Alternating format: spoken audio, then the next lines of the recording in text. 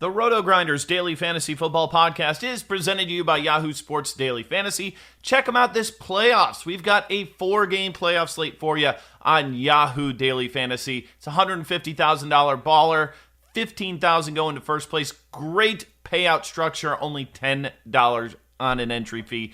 Great tournament for you guys this playoff season. Check them out over at Yahoo Sports Daily Fantasy.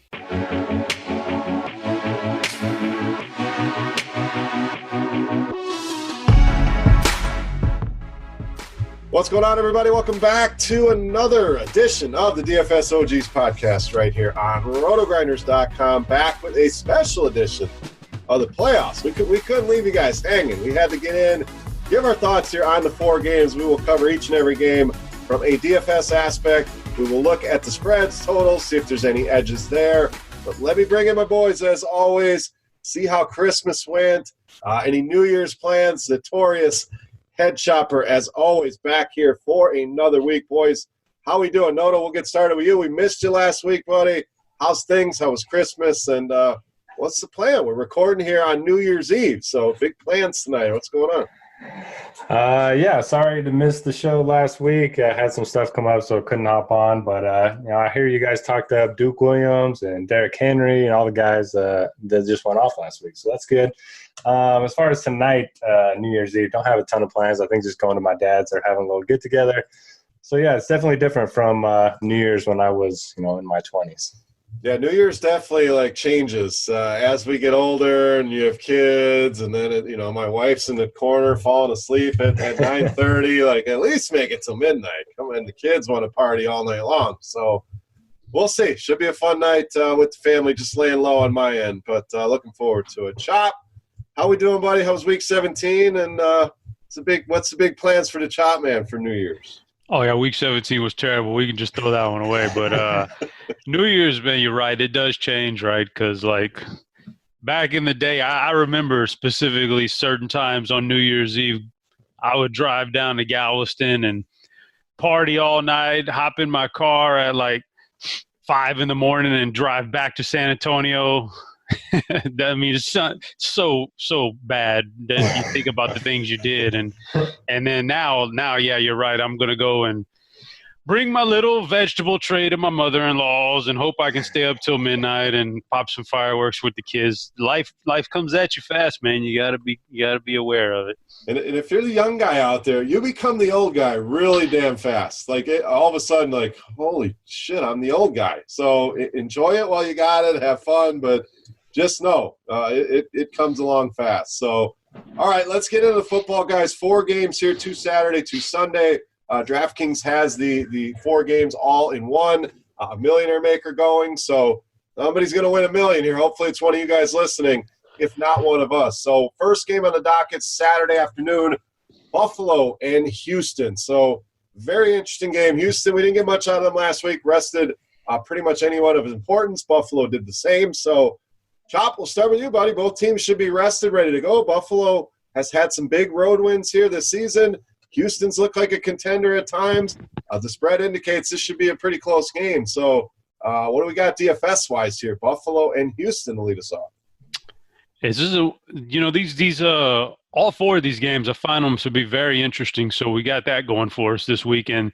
And this one's interesting in the fact that, Buffalo is this hot and upcoming team, and I think a lot of people are I think we're going to see a lot of people lean on them closer to game time as far as the spread's concerned. So I think they're going to be a popular pick, DFS wise also. Josh Allen, John Brown against that secondary, you can't go wrong there. I don't think Cole Beasley's been a touchdown maker this year. Don't know if I'm willing to buy into a running back just yet. So I think the passing game for Buffalo looks good on those aspects. And on the flip side is where it gets really intriguing. Yeah, Houston at home. All year long, I would run and avoid the Buffalo secondary. I usually don't want guys against Buffalo, especially the guy who's going to be guarded or shadowed by Tre'Davious. So I can't scratch DeAndre Hopkins off. In fact, I look at that and go, all right, here's an opportunity for us. If you're going to tell me this guy is going to come in at much lower ownership than he typically would because we're scared of a shadow job, I'll gladly hop on the DeAndre Hopkins train. The offense does make it does get a boost when Will Fuller's in there, and we don't know what he's going to do, or if he's going to come in for his typical 2 series and then get hurt again and leave and leave us hanging in DFS. So maybe you invest in some Kenny Stills shares regardless. But boy, I find it hard to believe Deshaun Watson at home is going to come out and lay an egg. I don't care if Buffalo's a good secondary. I got to have some Houston passing attack on some of my teams. And I don't even mind the running game here for Houston. I think you can beat Buffalo on the ground. They're much stronger against the pass. Top 5 DVOA against the pass. Where against the run, number 18. So a guy like Carlos Hyde, they want to get him the ball a ton. Pretty much a 0 in the passing game. Duke Johnson, obviously intriguing on a site like DraftKings. But Derek, what do you think there? I agree with Chop on Hopkins for sure. If he's going to be low owned, he's a stud. He can win that matchup, but. Carlos Hyde, I think, could be sneaky here, only 5,100. Yeah, so we'll make it 3 for 3 on Hopkins. When I first, pulled up the slate, I was thinking, Tre'Davious White's going to shadow him. Probably don't want to go that route. But then everyone else is going to think that same way. And Hopkins isn't a guy that, creates a ton of separation anyway. He's one of the best in the NFL at contested catches.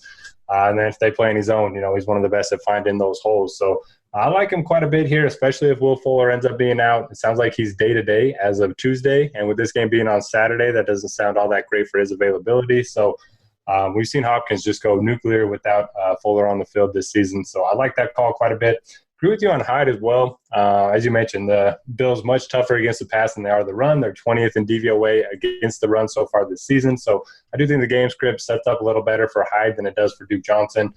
But at the same time, if, the Bills come out and get a lead, then this will probably be the Duke game. So maybe get a little bit of exposure to both the running backs. I wouldn't consider either core plays, but Hopkins definitely my favorite option over there. And Deshaun Watson averaging 25 fantasy points per game at home this season. So like Chop mentioned, maybe get a few shares of him as well.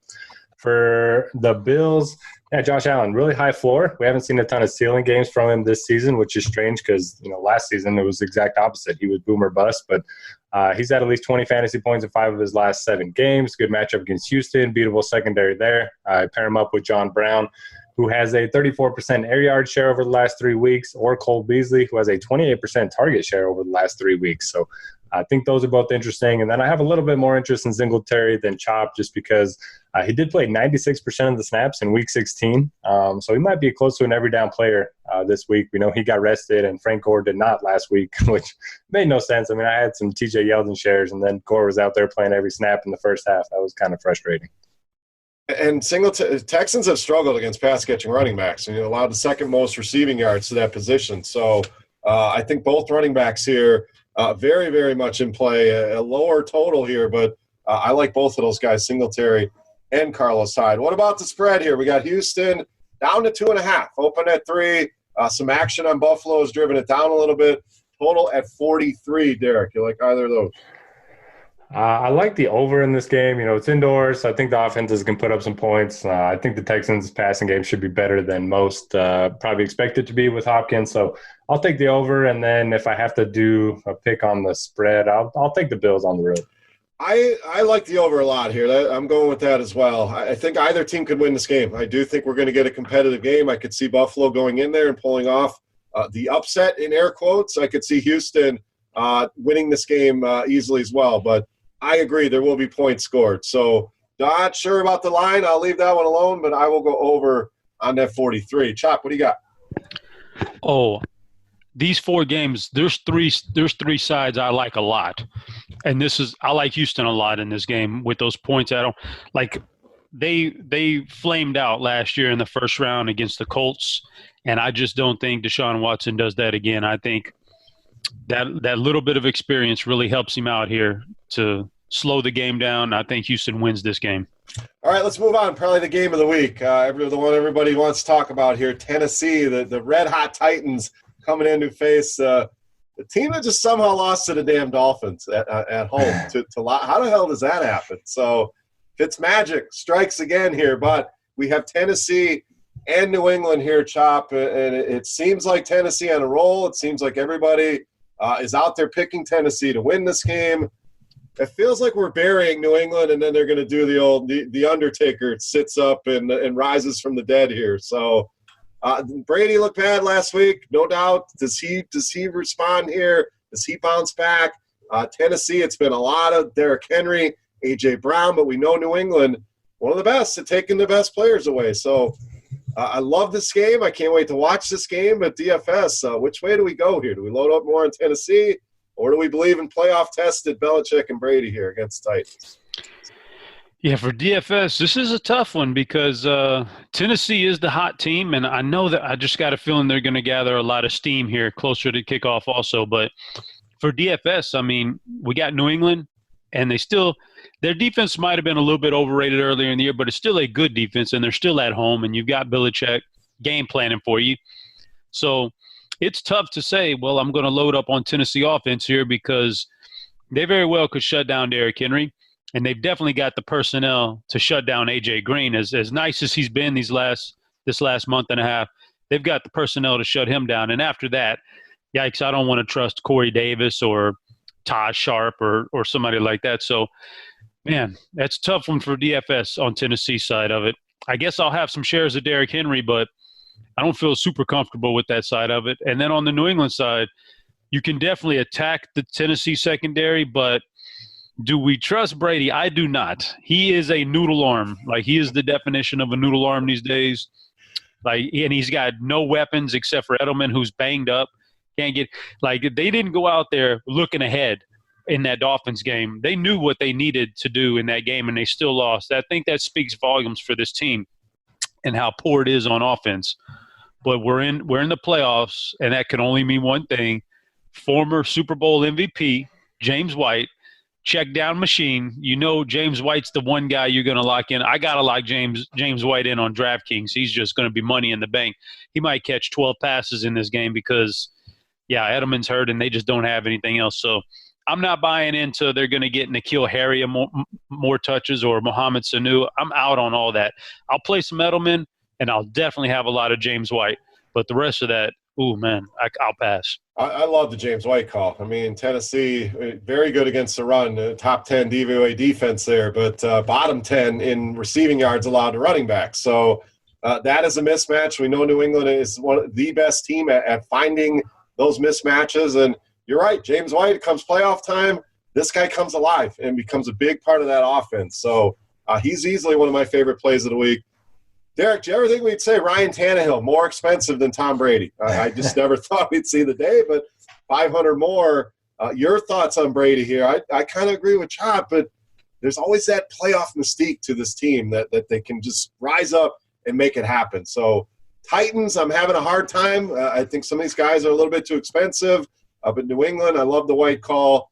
Brady, can we play him or not here? Yeah, I mean, the thing with the Patriots is that, they've had these lulls each of the last 5 seasons or so, but they've always gotten it together right before the playoffs, and they've gone on a big run. And, I mean, losing to the Dolphins at home and pretty much a must-win situation, you would have got your first-round bye, had a chance for Edelman to get healthy. So, I don't know. Maybe this year is different. Maybe we all just want the Patriots to lose and for their run to finally be over. But I think this could be their final run. So I will not be targeting Brady. I don't really want a ton of Edelman either. His last 3 games, 9, 72, and 26 receiving yards. It sounds like his shoulder injury is a lot more serious than they're letting on. And, like you guys mentioned, James White's the guy to own here. I don't think they're going to get much going on the ground with Sony Michel. So White's going to get a ton of snaps, a ton of checkdowns. And as you mentioned, Beer, 10th most receiving yards allowed by the Titans this season. So he's really the only one I would look to for the Patriots. I think their defense is fine as well. If you want to pair those two together, it's not that I don't think the Patriots can win, but I just don't trust their passing game right now.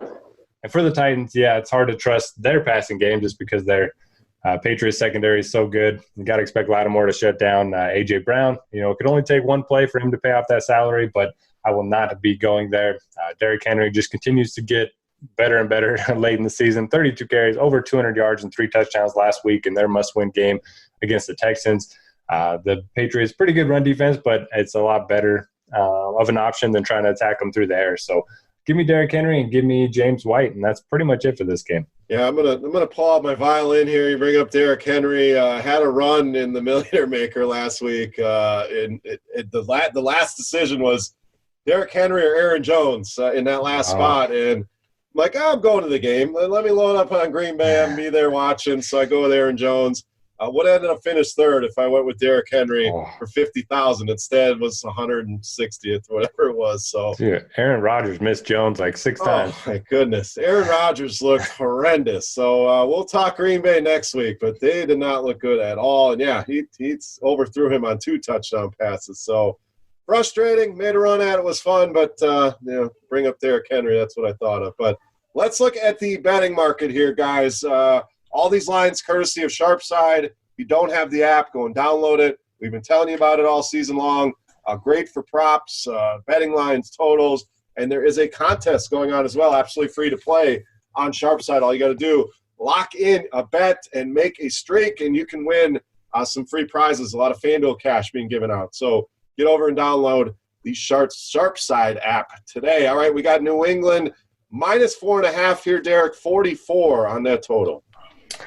I will take the under. I think the Titans are going to want to run the ball with Derrick Henry 25 to 30 times if they can, and I don't think the Patriots have the deep threat they really need to score a lot of points against this defense. So give me the under.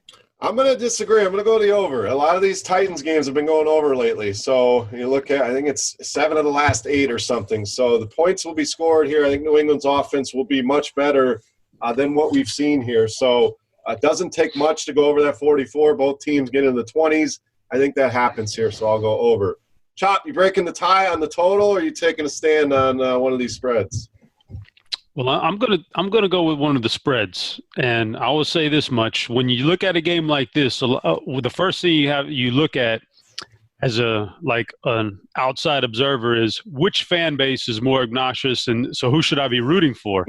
Well, nobody wants to hear the New England fan base anymore. They're just brutal. I'm done. Been done with them for over a decade. So, but then on the other side now, do I really want to sit here and listen to Soccer Dave and his DH Ember to remember and Tanny Thrill tweets all week? Oh man, I don't want to hear that for another week. But I'll take the lesser of two evils and I'll root for Tennessee. But I actually like Tennessee a lot on the spread, though, so I'm going Tennessee plus the points. So you'll be using the mute feature on Twitter and all them little phrases, and you can just block Soccer Dave for a few weeks. No, the mute is good. Sometimes I like to sneak in there and mute people when they start to get a little bit obnoxious on Twitter. Like I'll have these runs with Tommy G where I can listen to him for a month or so, and then he starts to do the deal where every game he's doubling down in game, and I got to hit the mute on him for a little bit. But then I remember, I muted him. Let me unmute him, and he's bearable for a little bit. Then I got to mute him again. It's weird. It's a weird cycle. But yeah, the mute feature is nice. That's a great feature. There's some other characters out there that could draw that mute feature for sure. So I always forget who I mute until they try to write something to me and I can't see it. And I'm like, whoops. Sorry, dude. Yeah, I leave them. I have never blocked somebody or muted somebody on Twitter. Not one time, ever. Let's leave the doors open. Try it out, man. I mean, what? Life changer. Maybe I'll have to give it a shot. I don't block people, though. Yeah, I've never blocked anybody, but boy, the mute probably would come in handy. I may have to, because you're right. These are some annoying fan bases here. These Patriots, these guys have been. I mean, come on. This has got to be the end, right? I mean, Kansas City, Baltimore, somebody's got to take these guys out. I can't see it being old Tanny Hill, but we'll see. It should be a good game. All right, let's move to Sunday. You got something there, Derek? Titans money line. There you go. Oh, boy. That worked out well for the Jags. It did. That one time. we did put in the Jags money line ticket for you last week. So, yeah. That's kind of how that season's gone. Hey, your coach is back, though. I guess. I don't even know what I want anymore. $500 million a year. So might as well keep him. The future is bright there, down in Jacksonville, or not. All right, Sunday, we start at 105 with Minnesota and New Orleans Saints, big home favorites here. A little bit bigger than I thought it would be. I thought it would be around a touchdown. We're sitting at -8, so not a huge jump, but a little higher than I thought. But what do we do here, Derek? I think this one has a lot of options. Obviously, Michael Thomas in the Dome, money in the bank. Can we find the money to pay for him? Is he a priority for us? Do we go Kamara, the Saints onslaught? And then who gets it done for Minnesota? Do we trust Dalvin Cook coming back from injury? Thielen, Diggs is always a guessing game. I think this game probably the key to this weekend and getting this right. So strong leans here, Vikings and Saints. What do you got? Yeah, I'll start with New Orleans. I haven't tried to build any lineups just yet, but I have to think that Michael Thomas is going to be, a lock play for me across the industry. We know the Vikings have very good defense, but their secondary is bad. Rhodes has been bad. Everyone else back there has been pretty bad. We know Thomas is going to get 12 or more targets in this one. He has a high floor, has a high ceiling. He sees a nice mix of short and deep targets. So he is my favorite player of the entire slate. I expect him to be popular, but I think you just have to lock him in. Don't mind pairing him up with Kamara if you can. I think most of the production from the Saints is going to go through those two. And that's why I don't really need or feel a need to get to Drew Brees, because I think you can get most of his production through Kamara and Thomas. But if you want to play all three, you certainly can. It's going to be tough to do with the lack of value at some of the other positions. But they're at home, and they have an implied total over 28 points. So it's hard not to like the Saints here. Jared Cook's also fine. If you want to mix him in. But I probably won't be trusting any of these, cheaper guys, Traquan, Ginn, Latavius. I just think they're going to lean heavily on their studs, and that's the way I'll be building. For the Vikings, Kirk Cousins, it's not a primetime game, so he's at least got that in his favor. They're going to be trailing in this one, and he's only 6,100. I could easily see him racking up the 300-yard bonus in a game where they're going to be throwing a lot. So don't mind him. Adam Thielen hasn't scored double-digit fantasy points since week 6, which is kind of crazy. I know he's been injured, but he's played a few games during that stretch as well. And then Diggs is going to be locked up with Lattimore. So not really sure what I want to do with the receivers. We'll probably lean Thielen, but his form does scare me a little bit. So maybe the option is just to go back to Dalvin Cook, assuming he's going to be fully healthy. Hard to see him losing many snaps in a playoff game. So that's probably the route I would go. And then Rudolph is an interesting punt at 3,500. Yeah, the running back price, 7,800 for Cook, 7,400 for Kamara, Chop. Obviously a little bit easier to get to than we've had in the regular season. So this will be the game people are loading up on. Is there a way to get different here that you're seeing? Is this just eat the chalk on a Thomas, a Kamara? What are your thoughts here, Vikings and Saints? Oh, man. Yeah, so this, just a quick spoiler, this is the one game where I don't have a good lean on the spread here coming up. So I'm kind of up in the air on this one. I think for the Minnesota side, I want to play Cook. Like I wanted a better matchup for him in the first round, but this is a brutal matchup. But you can still play him. But man, you got to temper your expectations. You got Diggs and Thielen. I think they're playable, but again, I don't know. Kirk Cousins on the road. And on the flip side, Breeze is a hefty price tag. Kamara, he's fine. Michael Thomas is the one where, man, yeah, I could definitely – it would be very easy to sit down and just make – if you're making 20 lineups, make all 20 with Michael Thomas. Like, that would be easy to do. But then you got to start thinking you got to make tough decisions sometimes. And, like, Michael Thomas last year – during the regular season against the Rams, he had that game where he went for like 15 catches and 200 yards during the regular season. Then they get to the playoffs, and they're at home against the Rams, and he is obviously an ultra-popular play in DFS, and he just completely, tanks. Like, what was it, like 4 catches for less than 50 yards or something like that? The point is that you get in the playoffs, and the things teams did in the regular season, that goes out the window. They're going to do different things here on defense. So maybe they double him. Maybe they find a way to say, we are going to take away Michael Thomas. You can beat us with Traquan, beat us with Ted Ginn, beat us with Jared Cook, but Michael Thomas isn't beating us.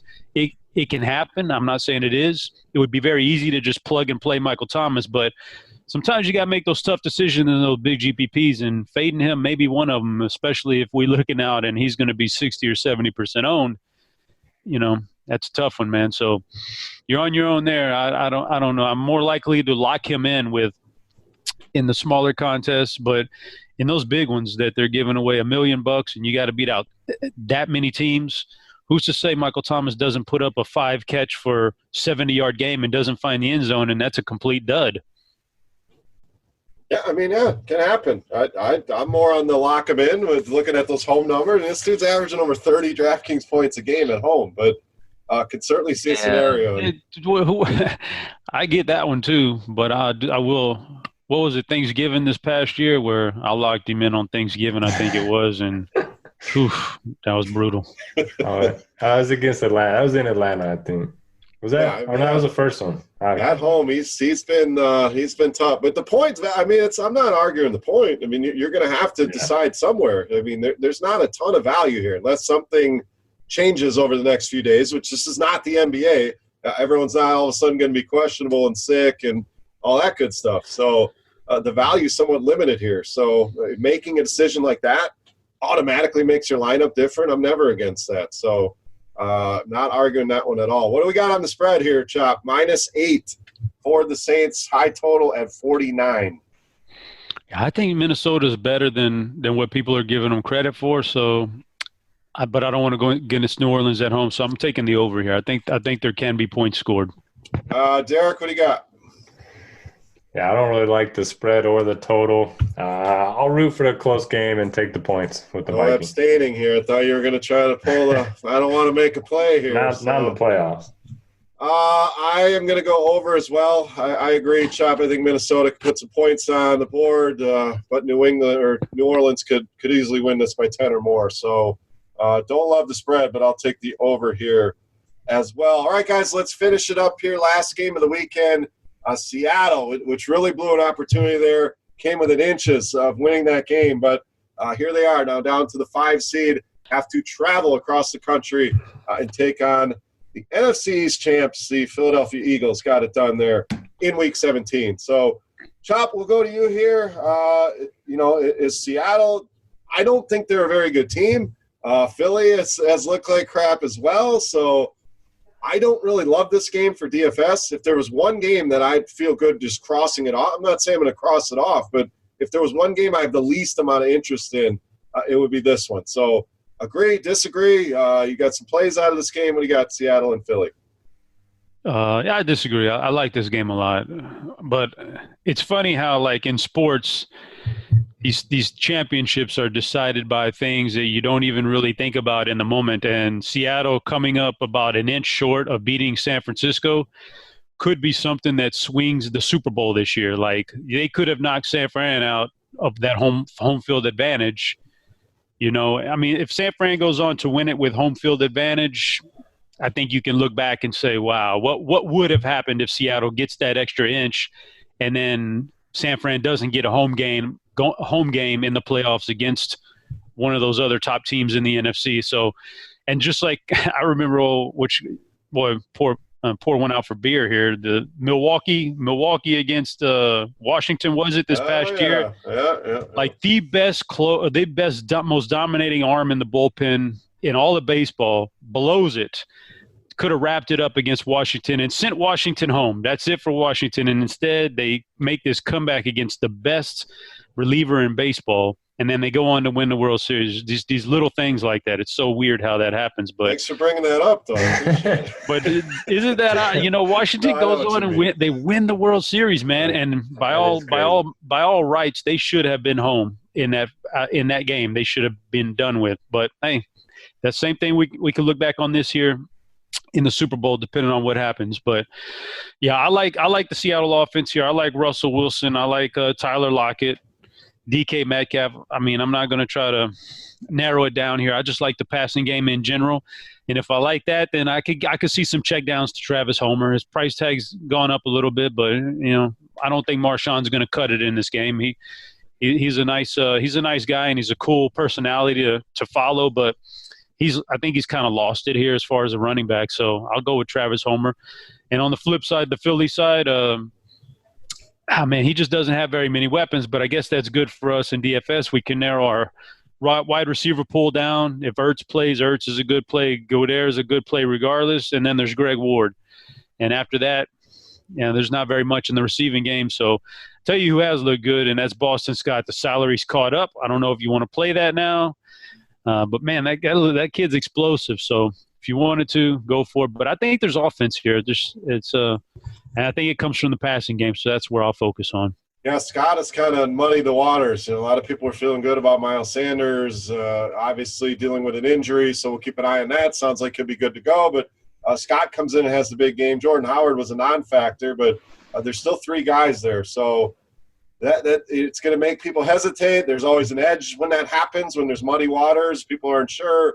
You can find an edge. So once those ownership projections come out, keep an eye on that. And I think Sanders pretty intriguing here against Seattle, another team, Derek, that has struggled with running backs catching the ball out of the backfield. So, now again, I don't have a ton of interest in this game, but I think that's a situation to watch. Obviously, the Zach Ertz situation, something to watch. Seattle, when you adjust everything, they have been terrible against tight ends. So Ertz, Goddard, both in play, no matter what happens there. So more interest on the Philly side for me. Derek, your thoughts here. Wrap us up, Seattle and Philly. Yeah, I'm surprised you don't have a little more interest in Seattle. Russell Wilson in a must-win playoff game, it's hard not to like him. Last week, they don't have any running backs, so he had 40 pass attempts and 8 rushing attempts himself. We don't see that type of volume from him very often. I think they're going to put the ball in his hands. He's my favorite quarterback play of the week. And if you take Tom Brady out of the player pool, there's like a $700 difference between the cheapest and most expensive quarterback. So there's really not a big difference in pricing, so you're not really going to get salary saver. So take your pick at quarterback. Mine's going to be Russell Wilson.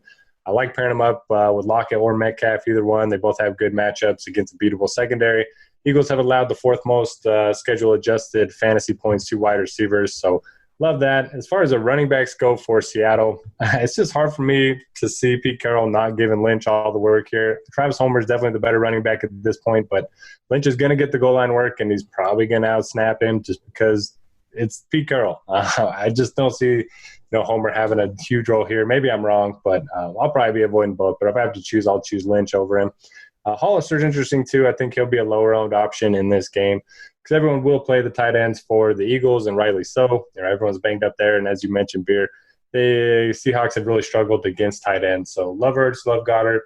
Don't mind going to Greg Ward, and then just depending on what happens with Sanders, it sounds like he's going to play, but he's dealing with an ankle injury, so if he ends up being out, then Boston Scott becomes interesting. And if Sanders does play, and it doesn't sound like he's going to be limited, I don't think a lot of people will go there. And we've seen some huge games from him. He was on his way to a huge game last week in Week 17. So I think he would be one of the better leverage plays of the week. So no worries about Wilson. That's just the upside. Is there upside there? Yeah, you went nuts against Tampa in Week 9, but even going back, they played in Philly Week 12. The dude had 11 DraftKings points. He barely crossed 20 against San Francisco. If not, you're talking 3, 4, 5, 6, 7 weeks in a row that he didn't top 20 fantasy points.